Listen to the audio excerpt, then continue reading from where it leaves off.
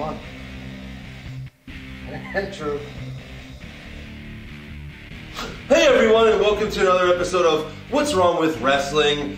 I'm Andrew Bizzano, along with Josh Reese over here. What's And up, guys? sorry, I just woke up because I was really that main event really put me to sleep. That was a snoozer.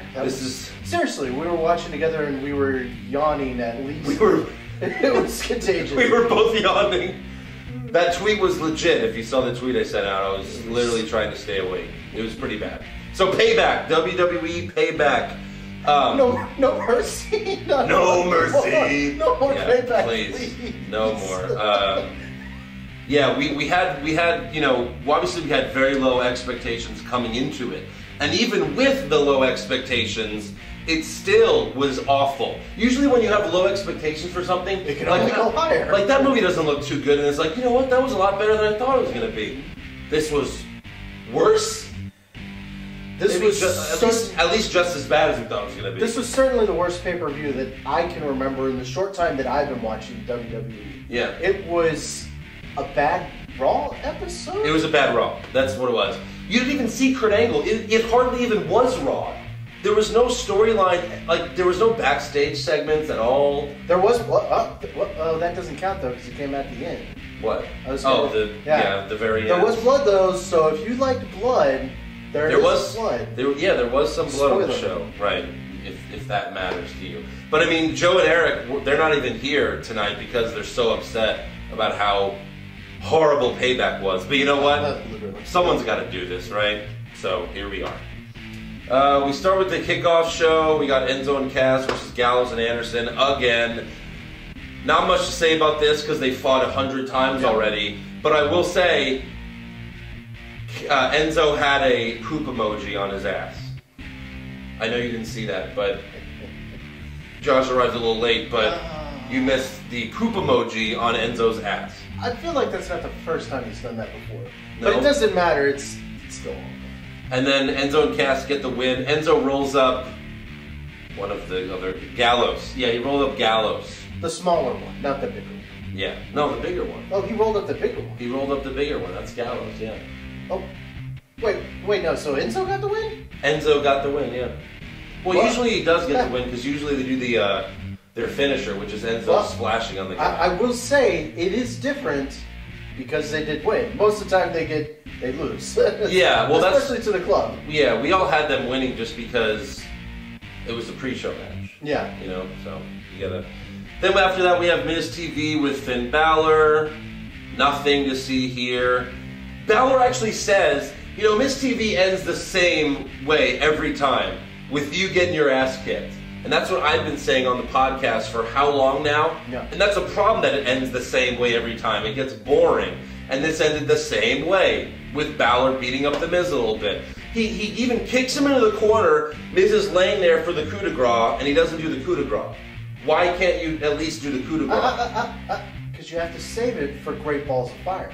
For Great Balls, he's going to save it for that long? That's right. Oh my gosh. There has to be a reason for it. But he's going to be feuding with Wyatt now, so I don't even know what the point of Miz TV. Can you really say that we had very many answers after this pay-per-view? Well, no, of course not. I mean, not to mention Dean Ambrose not on the pay-per-view at all. And there were chances to use him.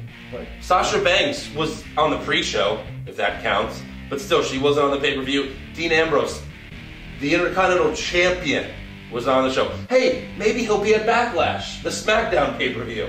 Because this show had the U.S. title up for grabs, which is the SmackDown title. Yeah. Oh my gosh. So then the show starts. It starts with Owens and Jericho, and at least they pulled somewhat of a surprise here with Jericho getting the win.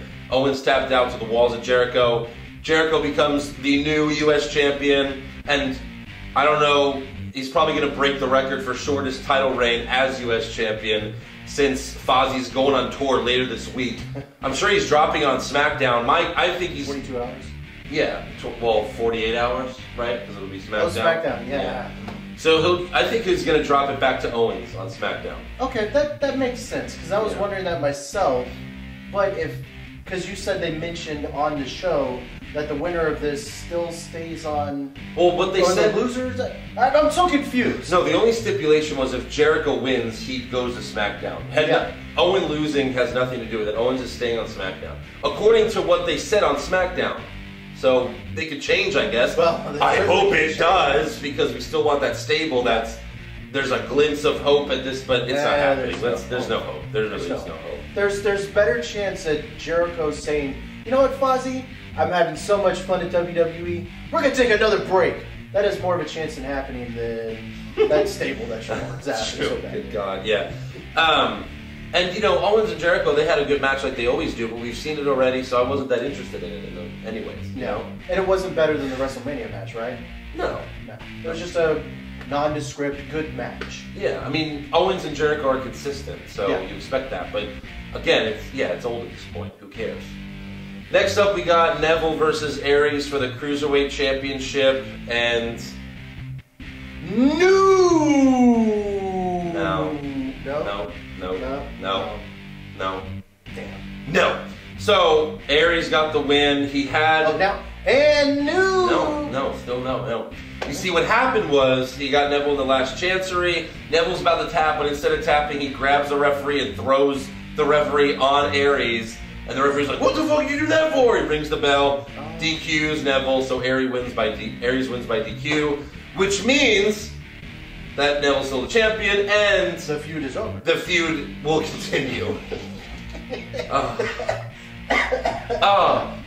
It makes no sense that the first time Neville could beat Aries, no problem, but the second time he has to cheat, that doesn't make sense at any level. It doesn't make any sense. Well, there's a consistent theme throughout this whole pay-per-view, Andrew. Not making sense. So next up, we got the Hardy Boys versus Cesaro and Sheamus. Hardy Boys retain after the match. It was funny because Joe thought Cesaro would turn on Sheamus. I thought Sheamus was turning on Cesaro, but everyone was wrong. They both turned on the Hardys, turns out. They beat up the Hardys after the match. This is the first time Cesaro's been heel in years. He hasn't been heel in a while. Because I was asking you when you said he was heel, I was like, wait, I've never seen a heel Cesaro. You know why? Because he's a terrible heel. Well, when you have no personality, all you can be is a face. Yeah. You know, you can be the generic face, but now he's a heel again. But he's not a good heel. Well, I know we might expand on this another time, but I wonder if maybe they're kind of worried about Dash and Dawson being healthy anytime soon. If now they have to create another heel team, right? Because that was supposed to be the hot heel team. Well, this another thing. This just prolongs this feud. Yeah. Well, now it really wasn't a feud. Now it's a feud. Now it's but still, we got to see more of these matches. A best of 7 series. You're already making me bored of the Hardys. This is your fault, WWE. This is your fault. And by the way, on the pre-show, Golden Truth went up to the Hardys and said, "We're gonna talk to Kurt Angle about getting a tag team match against you guys." So I guess we're gonna have Hardys versus the Golden Truth pretty soon. It should be pretty fun. Hey, Strowman, please finish the job and beat up the Golden Truth again like you did last week. I would very much appreciate that. Thanks. Hater. You like the Golden Truth? I do. Hey, you tell me. They're interesting. How would you know? Have you ever even seen them in a match? They're not even on TV. I watch a lot of superstars, Andrew. I just feel bad for Goldust. He has to put all that face makeup for like 30 seconds. And he's barely on TV. That's awful. That's a lot of work, dedication. You really. Yeah, Goldust. So next up we have Bayley versus Alexa Bliss for the Raw Women's Championship. And I'm happy to say that Alexa won. So I guess that was the little bright spot of this crappy pay-per-view. Alexa kicked out of the Macho Man elbow drop. Yep. She got that. Then she just won with a DDT. Dirty deeds. Well, it wasn't a Dirty Deeds, but it was similar, I guess. But Alexa, obviously she's great. She always looks good. But not much really to say there. It wasn't an exciting match, but I mean, it was fun. And it got the belt off of Bayley, so I guess it did just like job. watching it. That was it, yeah. Oh, next up we have the House of Horrors match. It was the House of Horrors match. It was a WWE the House of Horrible match presented by WWE Films. Absolutely. No, I was saying this is the worst WWE Studios film I've ever seen. Wait, worse than Marine 1? Oh yeah. Okay. Yeah, I'd say so. Yeah. Worse than the Big Show and the Jetsons? I haven't seen it yet. But probably. I think that would be good. I don't know. We'll see. So the match starts. It starts off like a movie. If you watched it, you see it. A limousine pulls up. Why is he in a limousine? There's like, how many cameramen you think were there? Because obviously you have to suspend disbelief and pretend that this was all live. Obviously we know this is all pre-taped stuff. Yes. But in the whole show, you have to pretend it's live, right? Mm-hmm. So if you pretend it's live, then you know that there's just cameraman in the street. There's cameraman just in the street filming the arrival. There's cameraman in the house. They just shoot it like it's a scary movie. Like it's like I thought Kane from Hear No Evil was gonna show up, or See No Evil, whatever the hell that crap. Nobody showed up, Andrew. Rowan Not didn't even show Eric up. Rowan. Rowan didn't show up. Luke Harper didn't show up. Sister Abigail didn't show up. Yeah, gee, that would have been nice. You know who did show up? Who? Jinder Mahal and the Bollywood Boys. I'm sorry, I'm jumping the gun. We'll get to that. Holy crap! Spoiler alert. Spoiler alert, yeah. Oh my god. So in the house, they just fight in the house.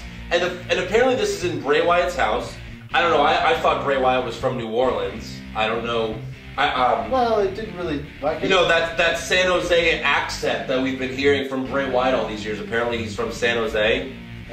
Not to mention to the people that live in California, reminded me that at the time that match started, it was 6:30 in San Jose. So the sun was still outside. The sun was still out, yet it was pitch black. It was pitch black outside their house. Well, how do you mess that up? How do you mess that up so badly? How are you that stupid? It's like on Raw when Enzo called an Uber, but he's in Austin. He's like, my Uber's not here. Yeah, you know why? Because there is no Uber in Austin. It's just bad writing, bad planning all around. It's bad. Yeah, it was pretty awful. But Randy Orton did take a gnarly bump in that house. Don't bump. He took a refrigerator. You think that was a real fridge? That was a gnarly bump, guys. You think that was a real refrigerator? Bray Wyatt it was not. Tried to murder Randy Orton with a fridge. And now that's the worst thing Bray Wyatt's ever done to someone, was push a fridge on them. Murder. Oh, by the way, there was also a room just with hanging baby dolls. What is that? No.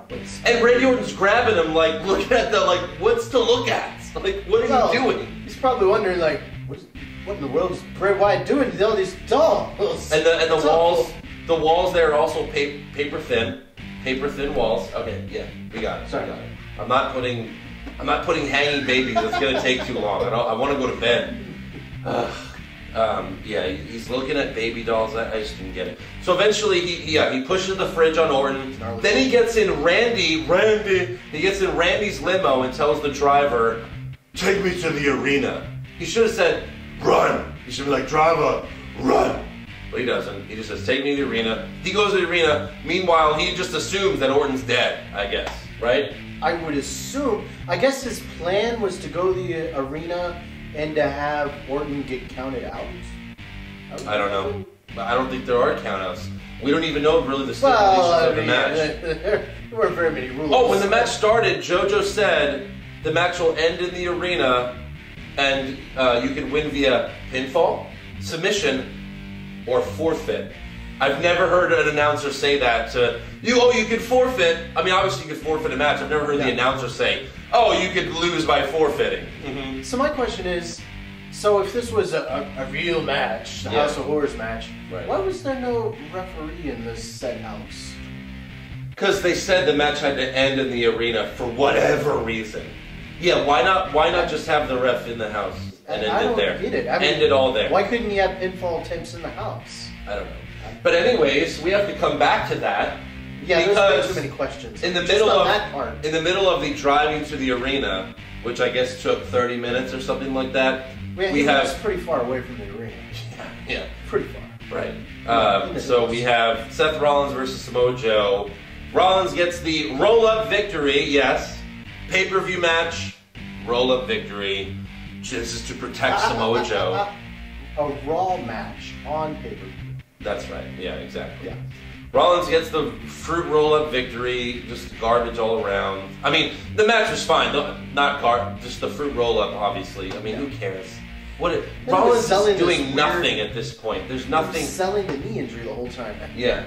Rollins has no purpose. He's still selling a knee injury. You shouldn't be fighting if your knee's that bad, really. Yeah, what is it with Kurt Angle making all these guys fight their injuries? Rollins with the knee injury, Reigns later on when he couldn't move his arm. Kalisto, he got Kalisto murdered. Kalisto probably had a concussion from the week before getting thrown through the trash can. Oh, yeah. You know what? Kurt Angle's a pretty shitty general manager. Yeah, we're calling him out right now. We want him gone. That's awful. I mean, come on. No, protect your employees. He's still better than Stephanie right now. Jesus. So then we come back to the House of Horrors match after that. Bray arrives. He gets out of the limo, and Jay Bizzle, one of the Twitter followers, pointed this out. He gets out of the limo and he starts breathing heavy. Like, why is he winded after coming out of the limousine? What was that about? He's like, oh God, that drive over here. Well, throughout the whole drive, he's still extremely exhausted from that grueling match that they had just 20 minutes before. Look, I'm out of shape too right now, but Bray really needs some cardio. Yeah. I think after a half an hour, I'd be okay. Like, I mean, seriously. Yeah. And then he's stumbling all around the back. And so he gets in the ring. He does his entrance. And by the way, the arena was booing during the whole House of Horrors match. Yes. Bray comes out. They're booing just because they hate this. We all hate it. The lights are out. The lights come on. Orton's right behind him with a chair. How the hell did Orton get there? Yeah. I don't know. The voices in his head. Maybe Someone said it was the tractor that rolled itself. Oh my God! We didn't mention the tractor that rolled itself. This was the final deletion all over again. I didn't like it the first time. The first fight, I didn't like the final deletion. Definitely didn't like this bullshit. It was terrible. So he beats on Bray with the chair, beats him up, hits an RKO, but then the Bollywood boys show up. And Randy Orton just tosses them outside the ring like they're pieces of shit, so what's the point? They're like J&J security at this point. Like, they're absolute garbage. They are. They didn't do anything to Randy. Well, distract her long enough for Jinder to come in and hit him with the belt. Comes out, hits Randy in the back with the belt. Yeah, okay, cool. Yeah. He hits him like this. Boom. Then he hits him again. Bray hits Sister Abigail, pins him to win the House of Horrors match. As if... Oh, and he still doesn't win the title, because it wasn't for the title. Well, garbage. Well, Jinder Mahal retained the title, correct? Jinder Mahal retained. Yep, that is, his first title defense was that. But... Hey, that's for you, India. And that was it, right? That was the end of Payback? It should have been. Well, if you thought that was bad, it only gets worse. There was 40 minutes left to the pay-per-view. And they start Braun Strowman versus Roman Reigns. Not an ambulance match. Not an ODQ match, not no holds barred, not false count anywhere, just a regular match. Because that's Roman Reigns and Braun Strowman's strong point. It's just a regular one-on-one match. No, that's AJ Styles' strong suit because he can actually have a good wrestling match. Braun Strowman and Roman Reigns both excel when it's no DQ because then you can put people through a bunch of tables, you can use a bunch of weapons, that's what they're good at. They just have more of a brawler. Yeah, a straight wrestling match that went 20 minutes, that's when we started falling asleep. It just got worse and worse. During the 20 minutes. But yes. Strowman actually kicked out of a spear, but I guess it wasn't a full spear because, ow, I'm hurting. Yeah, oh, my body hurts. How did Strowman even get the win? Oh, with 2 power slams. It took 2 power slams, put Reigns down, he gets the victory. After the match, he continues to beat on Roman, hits him with some steel steps. Roman starts coughing up fake blood. You know, it was like one of those capsule blood things. That wasn't real? No. There was real blood earlier. Like, Matt Hardy got cut in the eye and he was bleeding like right under his eye. Huh. Well, No. It lasts that long? If the capsule blood lasts that long? Well, okay, so he was bleeding the ring. Then the pay-per-view ends. It starts to fade out. And if whoever's watching, if you actually ordered it on pay-per-view, let me know if you saw any of Raw Talk, because the pay-per-view ends with like Roman just walking by the announce table, and it just fades out, like as if this is it was like the end of NXT. Because like NXT ends and Tom Phillips never says goodbye, and he's never like bye-bye everyone. So like that's kind of how Payback ended. Then Raw Talk immediately starts, and Cole's like, oh, we're at Raw Talk. They just want people to watch Raw Talk. We all knew it was going to happen. Reigns goes to like. Well, I thought Lesnar was going to come out. You did, and I kind of thought too, because there was at the a point time, where he probably should have. there were still 20 minutes left. Yeah. And you're like, okay, I mean, what are they going to do? They go to Raw Talk for the last 20 minutes. It's exciting. And I assume the people that bought it on pay-per-view I can't imagine there's that many pay-per-view buys for this terrible I'm show. telling you, I still don't think the people inside the arena knew what was going on. If that's the case, that's really shitty, but... Because, I don't know. mean, we've seen pay-per-views before when we've been live there and stuff like that, although this was before Raw Talk. But still, when a pay-per-view ends, we all leave. It is a different situation here. Yeah. To go right to Raw Talk, but whatever. So Reigns spits on the wall, like spits blood on the wall. A lot of blood. And then Roman, he's about to get in the ambulance. Strowman says, "I'm not finished with you yet," just like he did a few weeks ago. He runs at Roman, he moves out of the way, and he destroys one of the doors on the ambulance. And then he just falls onto a bunch of cardboard boxes. So why is he hurt? He fell onto boxes. Well, they were you know what? We didn't watch. You know what? We honestly didn't watch the end of Raw Talk. So for all we know, they could have went back to this fight and fought some more right now. You know, or maybe Lesnar finally did come out. Yeah, for Raw Talk. Damn it! He comes up for Raw Talk. That's what we missed. So disappointing. And that's how it ends, as far as we know. Unless we ended it too early, but I don't care.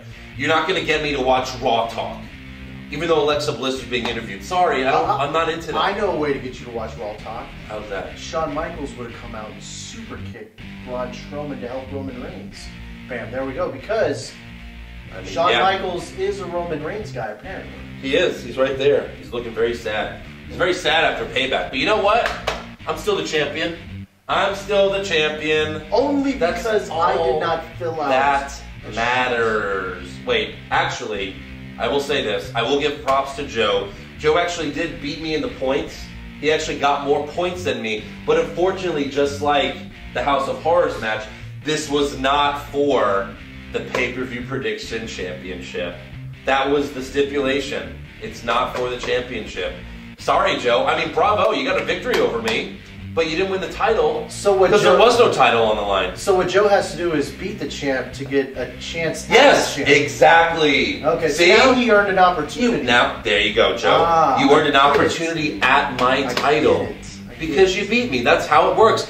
It's too bad this wasn't NXT, because in NXT they actually do it like that. If you beat me, you win, but I'm sorry, it's Raw. None of the Universal title's not on the line. The WWE Championship's not on the line. Then this can't be on the line. If those titles aren't on the line, how can this one be on the line? Yeah. This is the main championship of our show. It's probably more prestigious than the WWE Championship. Oh, at this point, when Jinder Mahal's number one contender? Yeah, I'd say so. So, Joe, good job. You are the number one contender. You have an opportunity to take this from me for Backlash. God, I'm not looking forward to Backlash either. We're looking forward to TakeOver Chicago, but not Backlash. It can't be worse, right? Okay, maybe it probably could be. It might Jinder Mahal versus Randy Orton in the main event? It probably will be worse. Yeah. So, again, still the champion. Love it. I'll always be the champion. Eric, you have an opportunity at Backlash to become the number one contender if you could beat both of us in the points. But Joe, I'm looking forward to defending my title next month. And that's that. So, I'll see you later. Woohoo! Do it, champ!